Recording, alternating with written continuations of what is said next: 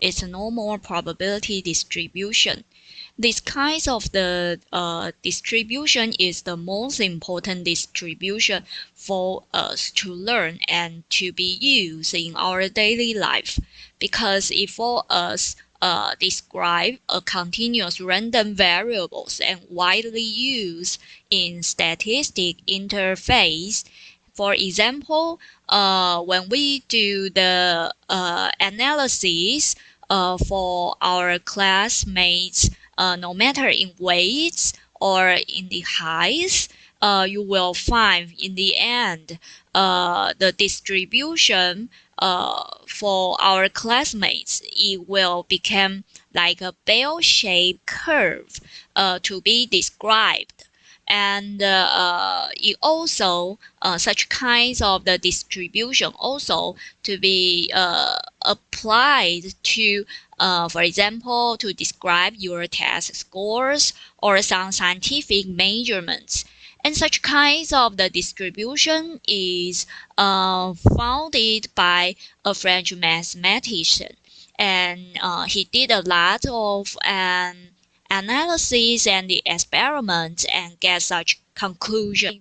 The probability distribution we described or introduced before, in order to know the probability in each distribution, the first one thing we need to learn is its probability density function. So here you will find the normal probability density function looks not as so beautiful as we can image, but you have to know what it is. In such formula, you will find it include the standard deviation, pi, and the Euler numbers. But the most important thing is you need to remember and to learn is such bell shape is present the normal distribution, and it also has some characteristics you should learn.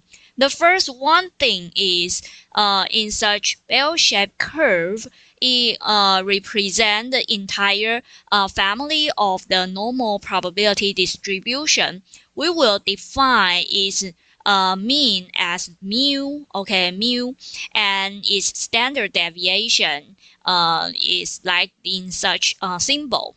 And in such bell-shaped curve, the highest point on the normal curve is at the mean, or it can also be the median and mode. And in such curve, the mean can be any numerical value. It can be 0 or negative or positive. So in such curve, you will find it can move if it's positive value, or if it negative value, it will move to your right hand side or left hand side. And also, the standard deviation can describe and decide the width of the curve. So there are two curves. They have different standard deviation.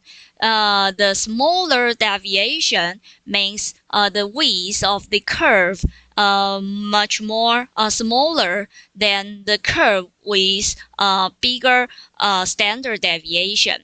And here you will also find the curve with larger standard deviation. Its width is larger, and also its curve is more flatter than the curve with smaller standard deviation. And the probability for the normal random variables you will find is covered by the area under the curve. And in such area, the total area under the curve for the probability is 1. Okay, so it has a symmetric characteristics. The left hand side and the right hand side, they are looks like a mirror image. So the probability for the left hand side or for the right hand side they are the 0.5, and the total area of the probability in such curve is 1. So there are some empirical rules you have to remember.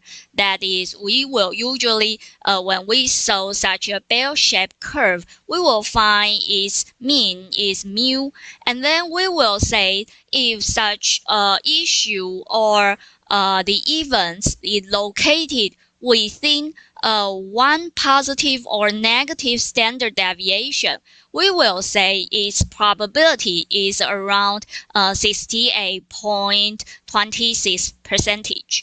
If it's located within two positive and two negative standard deviation, we will say its possibility is 95.44%. And if such events or issue happen within the range that's between positive and negative 3 standard deviation, we will say its probability is 99.62%. So if a normal probability distribution its mean is 0 and its standard deviation is 1, we will say it is a standard normal probability distribution.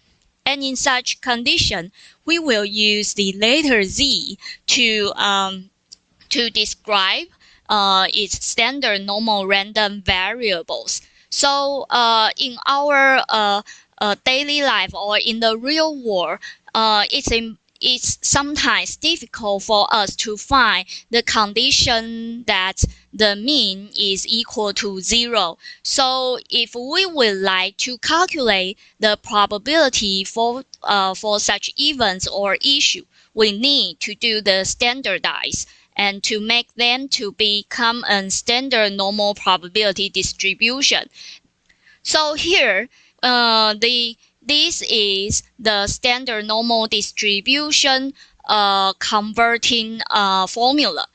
If you find there is an x is any value, you want to make it to be standardized, then you need to deduct the mean and divide it by the standard deviation. Then you will get the z value, and to check the z value table or z value table in your textbook is around 1070 pages, or you can check in the flip system.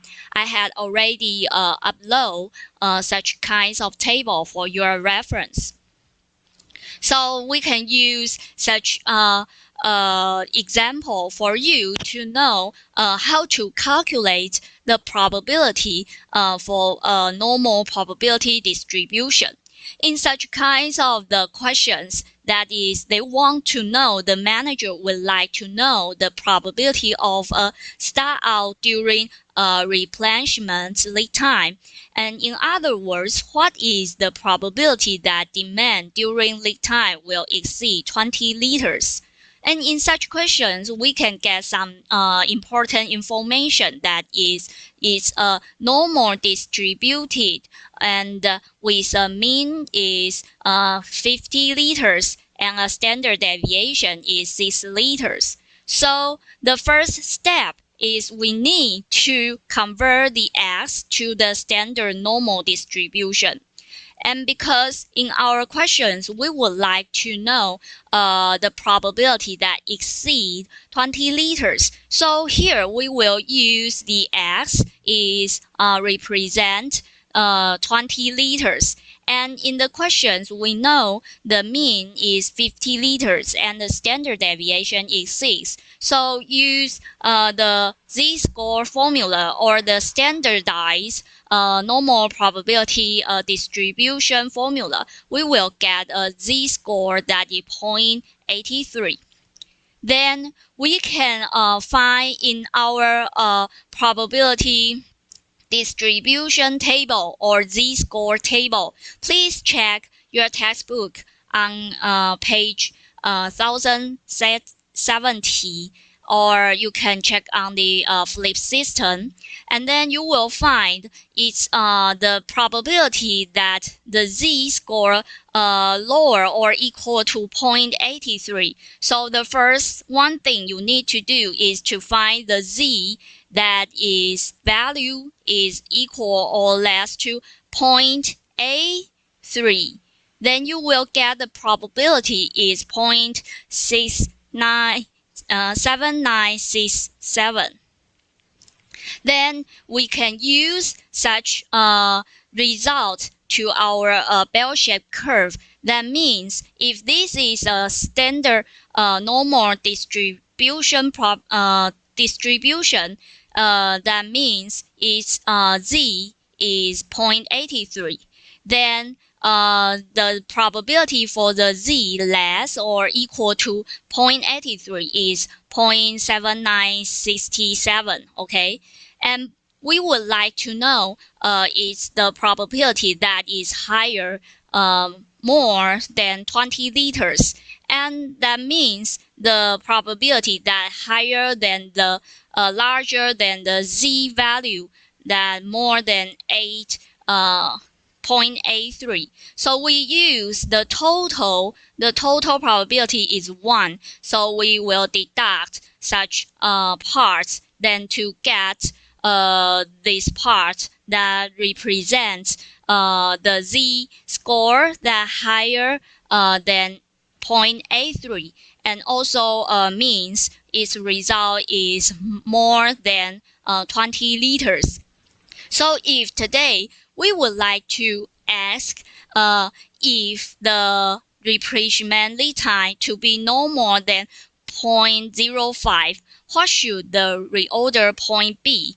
That is, in what kinds of z value that your result can be controlled in the probability that is less than or less equal to 0.05. And if we just we would like to know such results, we can draw a standardized normal probability distribution curve, and to find what the z value is. Then in such result, you will find if you would like to control the probability that is less or equal to 0.05, the total probability is 1. So we will use 1 minus such 0.05 probability. That means you need to find that z value, its probability is around 0.95.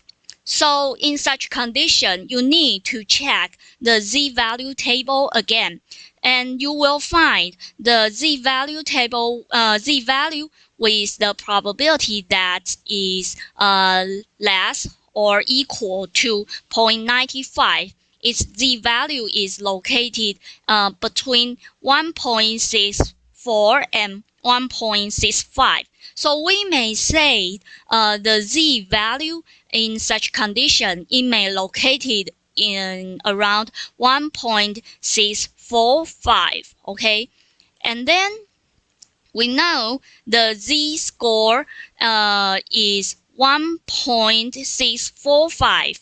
We can use the z-score converting formula to get the x, because in our converting z-score formula is z equals to x minus mu and divided by the standard deviation. So follow such result formula, we can put the mu is 50 and the z-scores that equal or less 0.95 is 1.645, and the standard deviation is 6. So then we will get the x is around 25.